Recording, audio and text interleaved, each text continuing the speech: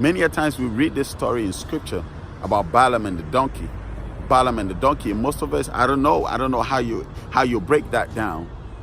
But what I want to pick on today is the fact that each and every one of us have various donkeys in our lives.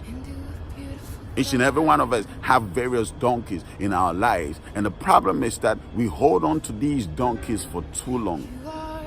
That's the problem. Many of us, we have certain things that the Almighty has set in our way to teach us lessons and to redirect our path. What happened in scripture? Balaam was going to curse a group of people that the Almighty said he shouldn't curse, right? And the Almighty was speaking to Balaam for a whole period of time, but Balaam couldn't hear the Almighty. So what did the Almighty do? The Almighty set in a way of Balaam the donkey and began to speak to the donkey. Many a times the Almighty begin to use the donkeys in our lives to communicate to us. The Almighty uses the donkeys in our lives to communicate to us, like the case of Balaam. Balaam couldn't hear the Almighty, neither could he see what was in the middle of the road. So what did the Almighty do? The Almighty opens the eyes of the donkey so the donkey could see the malak, or you say angel, the malak that is standing in front, right in front of them with a sword drawn out, about to slice them. What did the donkey do? The donkey went sideways and Balaam fell. Then when Balaam woke up, Balaam got so angry and embittered at the donkey for letting it fall. Some of us, we get disappointed in life by these donkeys and we begin to pick fights with these donkeys. What we don't know is the fact that the Almighty is using these donkeys in our life to teach us lessons. The Almighty is using these donkeys in our life to redirect us.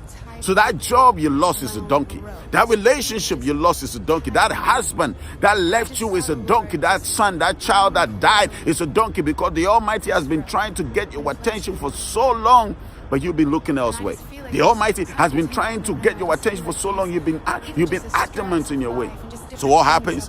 Balaam begins to argue with the donkey, and most of us, that's what we're doing.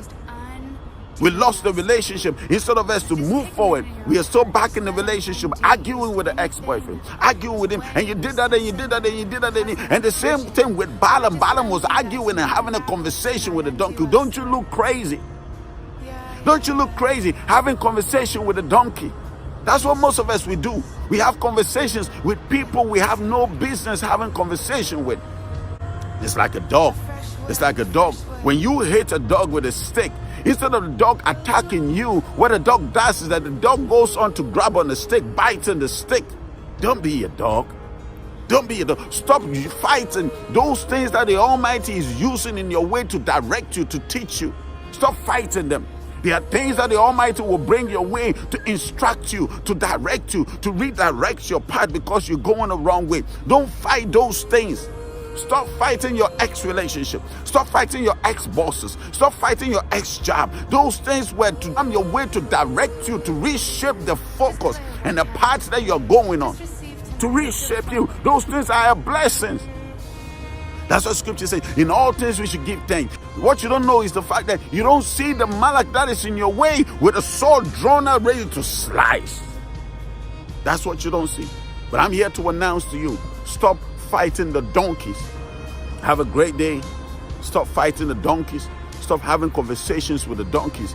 The donkeys are not humans. You're not supposed to talk to these donkeys. You're supposed to heed to the caution of the donkey and move on with your life. Have a great day. I love you. Shalom.